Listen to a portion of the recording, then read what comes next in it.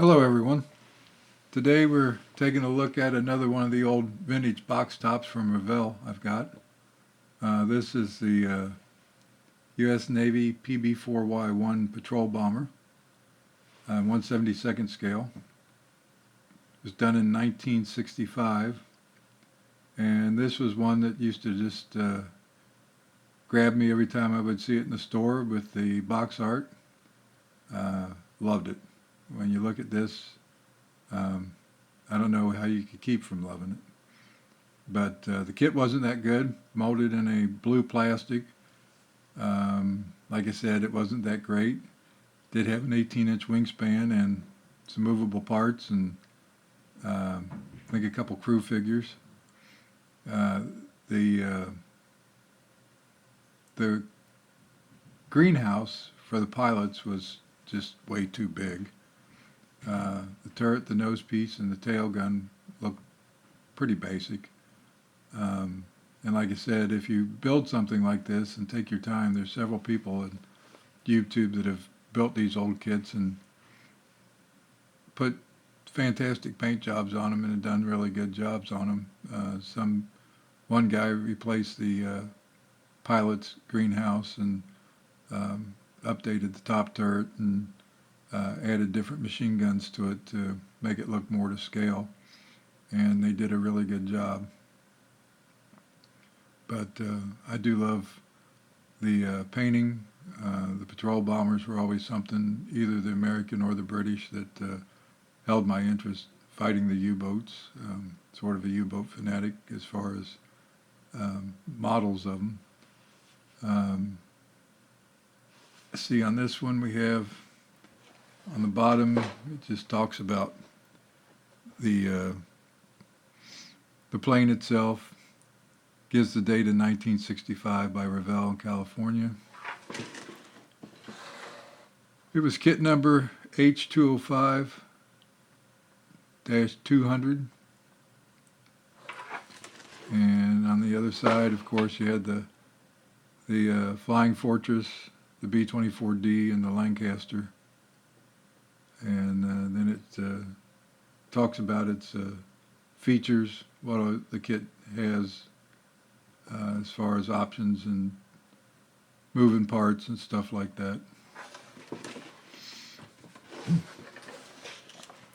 Once again, this was in the Revell sturdy box. Nothing cheap about the box. It's taken a lot of wear, I guess, over the years, but they were done in a much heavier cardboard process. Standard Revell instruction sheets, you know how that used to go. But couldn't turn this one down. I found it in the basement the other day and thought I'd put it on here for y'all to take a look at.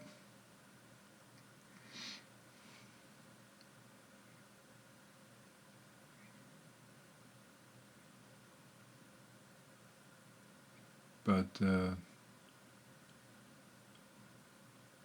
I'll let it run here a few more minutes for everybody to get a look at the box art. Probably not build any of these kits in the future because I want to keep them together as a collector's item and the condition of the box. God, 65, I was only like 8 years old, going on 8 years old.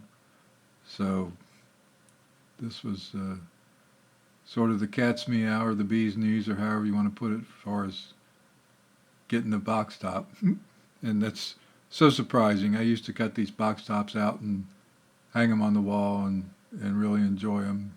Put the kit together and then tear it up over time playing with it. But at 8 years old, it was a big model. You know, I thought 1/72nd scale size, 18, 17-inch wingspans were huge.